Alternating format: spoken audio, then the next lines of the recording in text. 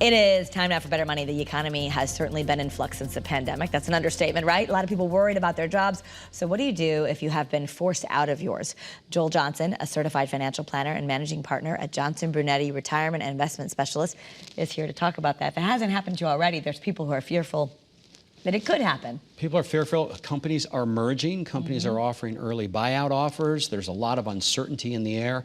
My son works for a company that there was a potential merger, didn't go through, but there was a lot of anxiety, especially for older employees that had been there for a while. And I told them, keep your head down, just keep working, because there's a lot of things you can't control, but we can control how we're set up for that early retirement. Okay, so the first thing is maybe just think of the hypothetical situation. What would happen if you don't go back to work?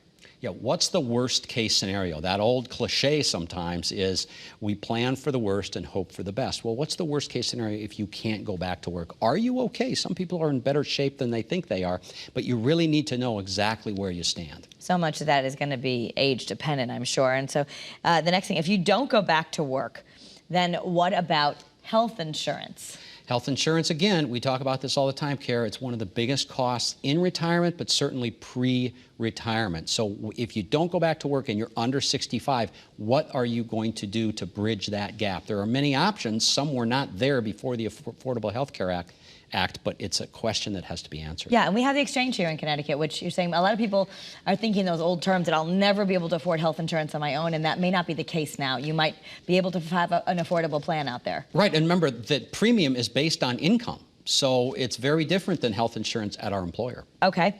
The next thing is, should you trigger Social Security or pensions early? Now, if you're really young, it's not going to work at all, but some people might be able to trigger it.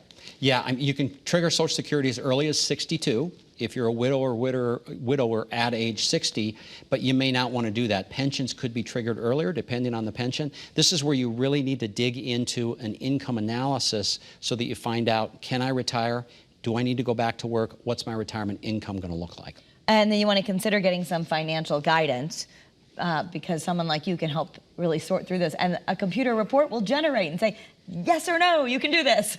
Yeah, the problem with a computer report is it doesn't take into the emotions that all of us have, that people respond differently to crisis, to family situations, to the stock market going up and down. So yes, good financial advisors, they all have access to a lot of different software like we do. You can get that paper report that shows the numbers, but then you can also get some good wisdom because financial advisors have worked with many other people that are in the same spot. Absolutely. And so the main thing is you don't want people to panic.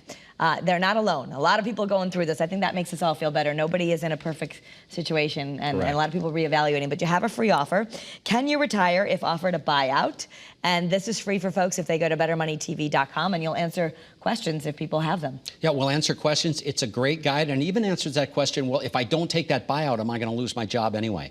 So you want to make sure you get the guide. Alrighty, thank you so much, Joel. Thanks, Kara. That's Better Money.